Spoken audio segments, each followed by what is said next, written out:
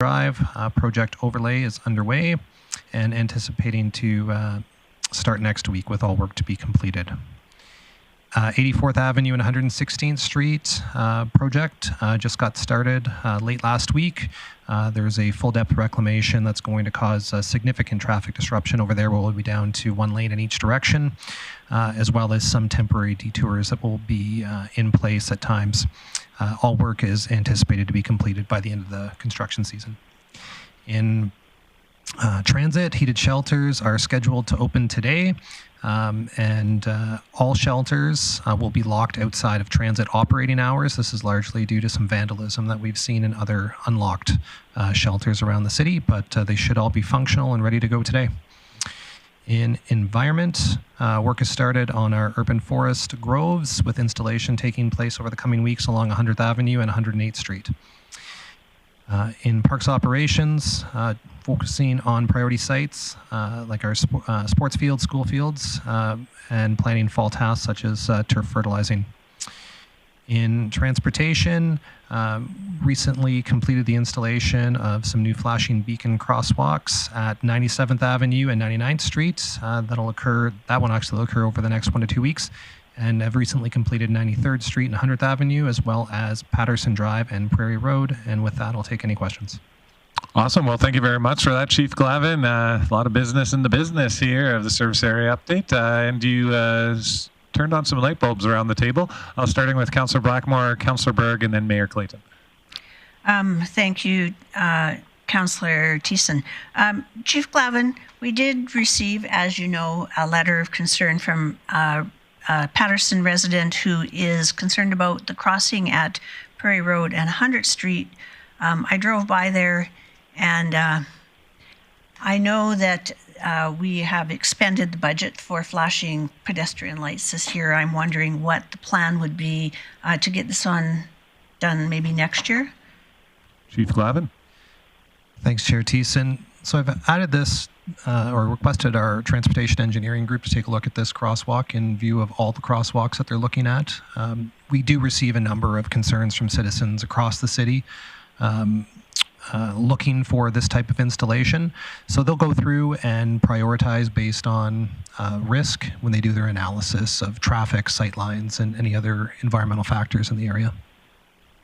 Is there any reason why we would limit the number of lit crosswalks in the city, flashing crosswalks? Chief Glavin. Thanks, Chair Thiessen. Largely just budget. Okay. I look forward to seeing that budget when we go into session in November. And is there anything in the meantime maybe that your people could look at to see if there's any way to encourage more less risk of running over a pedestrian? Chief Glavin. Yeah, thanks, Chair Thiessen. They'll certainly take a look at it. If there's anything that's, like if there's something that's blocking a sight line, like trees that need to be trimmed or something like that, those are things that we can do really easily and quickly. That particular one they'll have to take a look at. I think that's a relatively straight section with reasonably good sight lines there. Yeah. So that one, I don't think there's anything immediately that they can do. However, they'll certainly take a look. Okay. I have to say, just in closing, I am amazed at how many blocks away you can see the flashing pedestrian lights. I think they're really effective, and I hope that we just continue putting as many as possible in the city. Thanks. All right, thank you for your questions and comments, Councillor Blackmore. I'll turn it over to Councillor Berg. Yeah, thanks, Chair Thiessen. So 2 questions, different topics. Regarding crosswalks, a question for Chief Lemieux. Have we actually looked at enforcement of people that are running crosswalks with pedestrians? Chief Lemieux. Yes, that's a high priority. That is a fairly hefty fine when that happens. So yes, we do monitor that. Okay, excellent. And then a question for Chief Glavin. Around Crystal Lake, I see some what appears to be signage of some type going up. I just kind of see a red metal structure shaped like a house. Just kind of curious what those are and what the content might be. Chief Glavin. Thanks, Chair Thiessen. I believe those would be a continuation of the work that we do in Muskosipi Park. Provides largely mapping and distances to different amenities. Okay. Has there been any consideration for safety around e-bikes or different things, different messaging like that on them? Chief Glavin. I would have to look. I don't know if that is the place we would want to put that, as it would be something that someone would have to make a conscious decision to stop, as opposed to something that would be more in your face and very specific if we're looking to target that audience. Okay, thank you. Awesome. Thank you for your questions, Councillor Berg. I'll turn it over to Mayor Clayton. Thanks, Chair Thiessen. I wanted to let you know also I was in favor of the agenda. I couldn't unmute quick enough before you moved on, but that's okay. In regards to questions for Chief Glavin, the first one being around the significant amount of construction this year. I'm wondering at the end of the season if you'd be able to send council an email with the work that was actually completed and just a really synopsis of the work that was done. I think it's important information for council as they get calls from residents about concerns of obviously delays in traffic, but if we can address that by saying this year we completed a line of items, that I think that would be valuable. And the other item I had was in regards to something I forgot, so I'll leave it for now. Thank you. Awesome. Thank you very much, Mayor Clayton. I did see Chief Glavin nodding. I'm in agreement. I think that's a great thing to put on the information table for council. Anything else, Chief Glavin? Chair Thiessen, no, we can definitely put that together, though.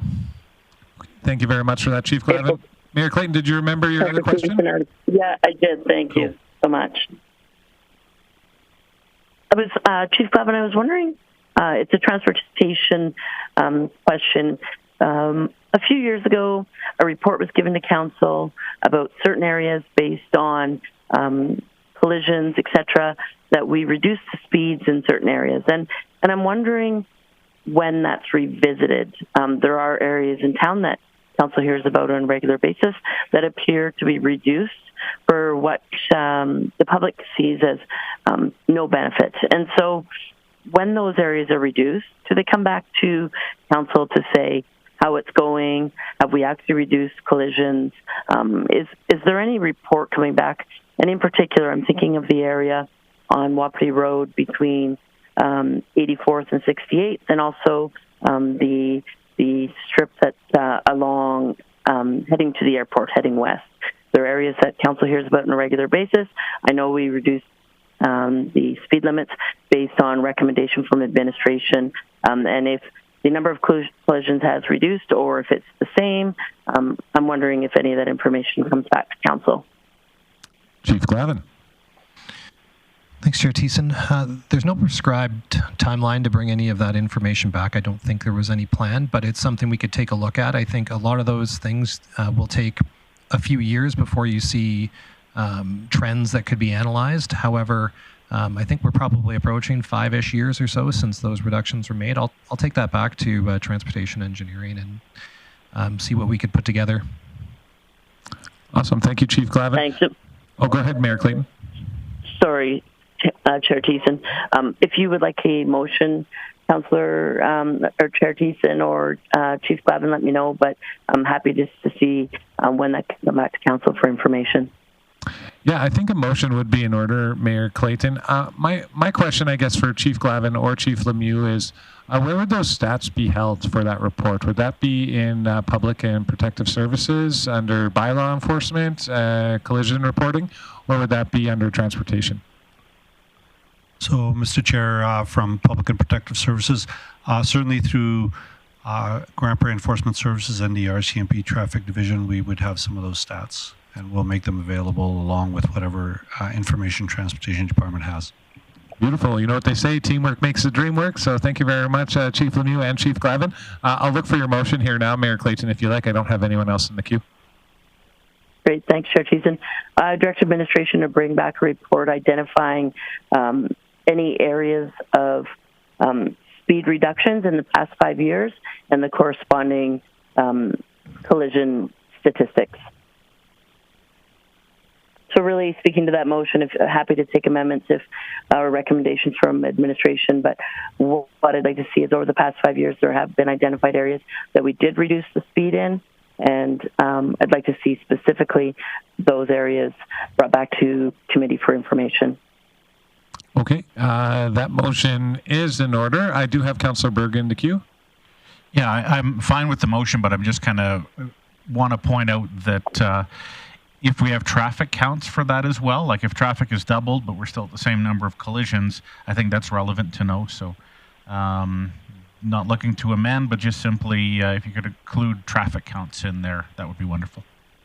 Great suggestion, Councillor Berg. I agree. Because you can figure that out based off of just basic statistics, really. Any other comments or questions before I call this to question? Seeing none? Sorry, just Chair Stephen. Go ahead, Mayor Clayton. Sorry, just Chair Stephen. Thanks so much on that. No, more of a question on Councillor Berg's comment.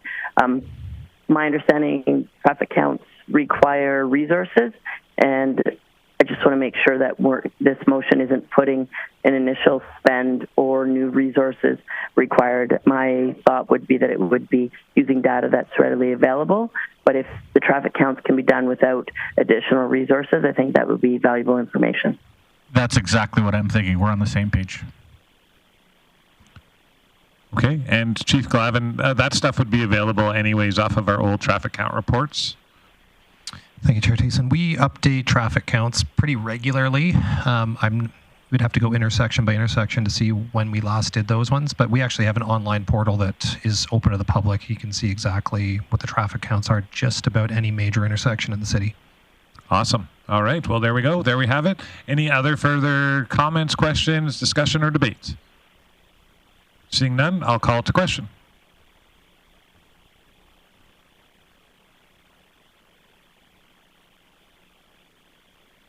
And that motion carries unanimously. And moving right along, we have no correspondence, other business, or bylaw or policy to review, so we'll turn it back to Chief Glavin for our outstanding items list. Thank you, Chair Thiessen. The only minor update here would be item 1230, design and construction standards. We're going to miss this by a day. We'll be the first meeting in Q4 that will be presenting that. All right. Any questions for for Chief Glavin? Seeing none, I got Councillor Blackmore in the queue. I move that committee accept the outstanding items list as amended. I guess you amended it. Missed it by a day. That motion is in order. I'll call the question. All in favor?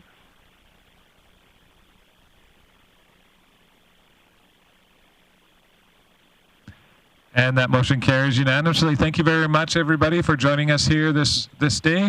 Enjoy the spectacular sights in the night, and we'll see you again for a council meeting on Monday.